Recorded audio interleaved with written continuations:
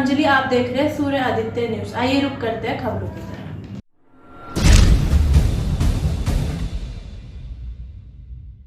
गाजियाबाद के मोदीनगर में शासन द्वारा 1800 बीघा भूमि को शत्रु भूमि घोषित किए जाने का मामला अब तूल पकड़ता जा रहा है, जिसमें अब स्थानीय लोगों के साथ साथ राजनीतिक दलों के नेता भी शामिल हो गए हैं और उनके द्वारा शासन प्रशासन को जल्द समस्या का निस्तारण न होने पर ईंट से ईंट बजाने की खुली चुनौती दी जा रही है, मगर फिर भी प्रशासन सुनने को तैयार नहीं। पूर्व जिला पंचायत सदस्य बबली गुज्जर ने 4 जून को महापंचायत का ऐलान कर दिया है। इस मौके पर पूर्व विधायक पंडित सुदेश शर्मा, डॉक्टर पूनम गर्ग, किसान नेता बबली गुज्जर, पिंकल गुज्जर, अनिल गौतम, मोहित जाटव, राहुल गुज्जर, सभासद दुष्यंत यादव आदि सैकड़ों लोग उपस्थित थे। माननीय विधायक जी, आज घोषणा आ जाएगी कोई न कोई, ये बहुत बड़ी भूल में है।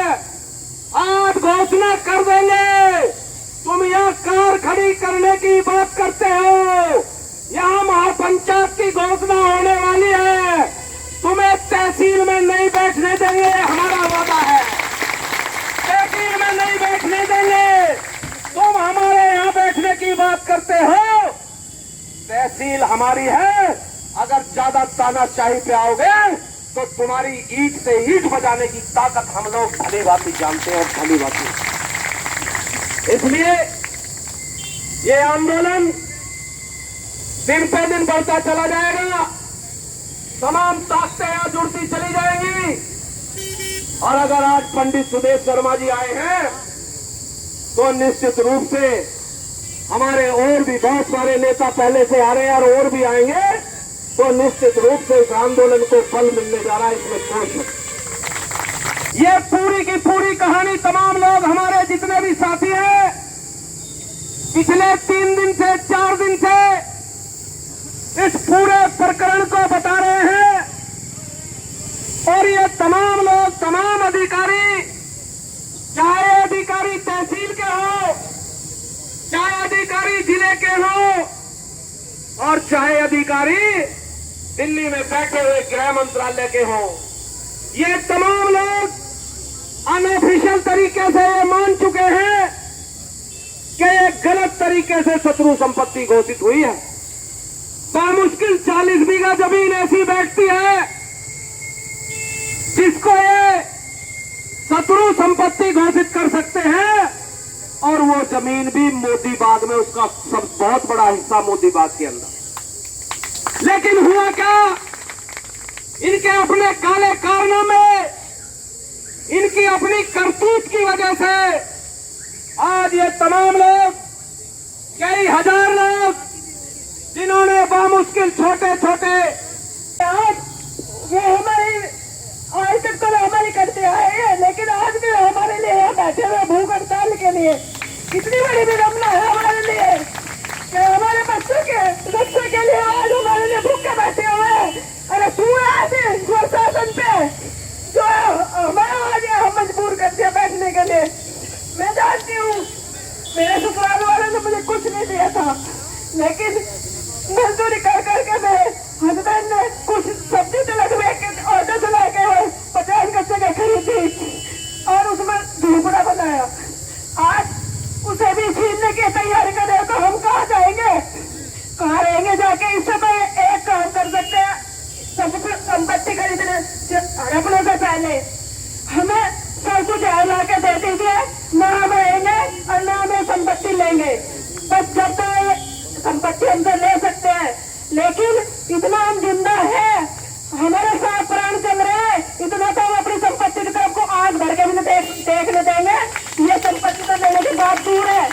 एक बार आप हमारी तरफ को आगे तो दिखाइए, गौ दिखाने के लिए सबसे पहले मैं तैयार हूँ। अपने बच्चों की तरफ आग उठा के नहीं देखने दूंगी और न ही अपनी कॉलोनी वासियों के, न ही अपने ग्राम वासियों के लिए तरफ आग उठा के देखने दूंगी। ये मेरे बहन भाई बैठे हुए हैं पे, गोली खाएंगे नहीं, गोली चलाएंगे।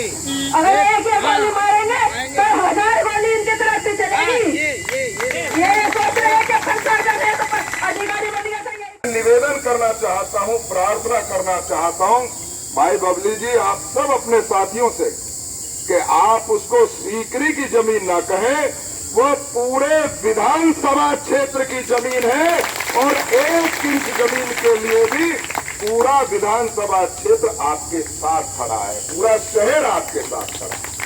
ये केवल और केवल नंदनगरी विश्वकर्मा बस्ती, जिन लोगों ने अपना सब कुछ देख करके जैसे तैसे 100-200 गज का प्लॉट लेकर के मकान बनाया है अपने बच्चों के हक हकूक के लिए, उसको मैं आपको बहुत विश्वास के साथ कहना चाहता हूं मेरे साथियों कि आपकी इस लड़ाई में आप बार बार कहते हैं कि मुकदमा लगेगा, तो हम मुकदमा भी लगवाने के लिए तैयार हैं।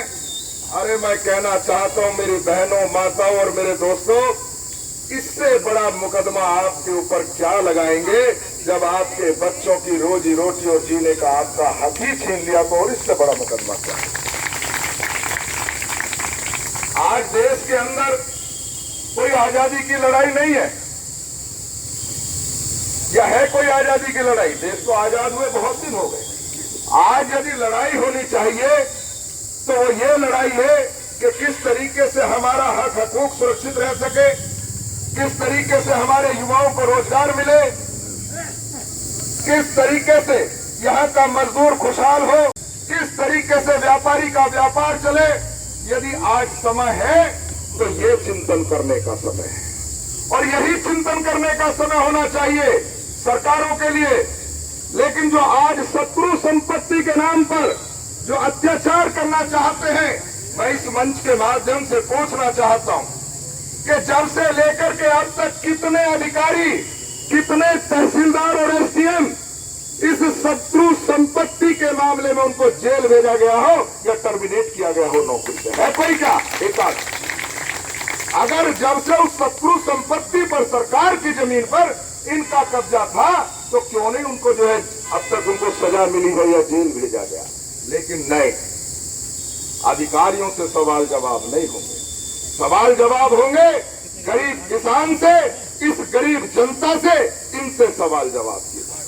लेकिन इसमें कहीं ना कहीं हम भी कहीं ना कहीं थोड़े से गलत साबित होते। हम अपने हक हकूक की आवाज नहीं उठा पाते।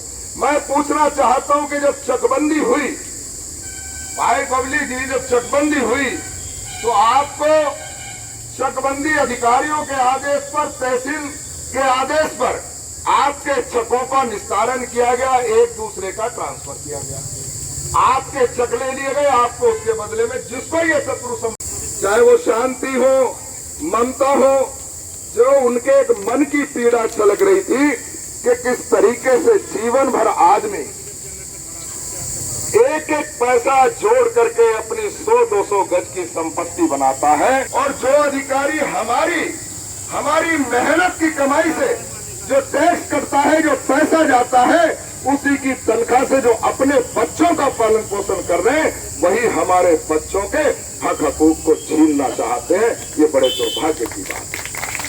मैं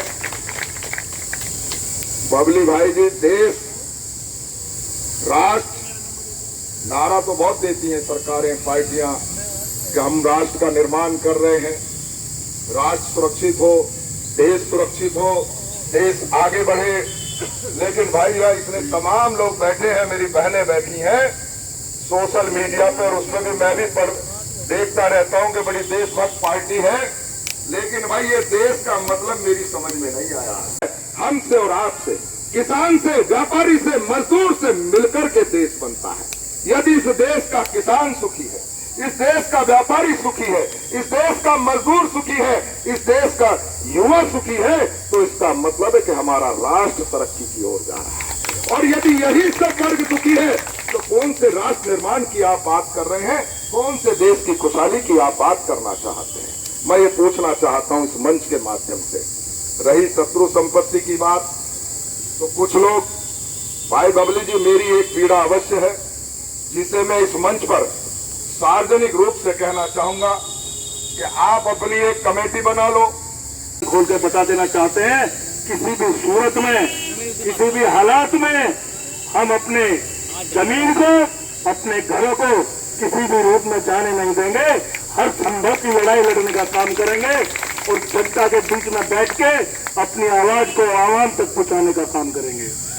इसी बीच में हिस्सा ले रहे और हमें मार्गदर्शन देने वाले परम आदरणीय नवाब अली जी से वो आए और अपने विचार रखें।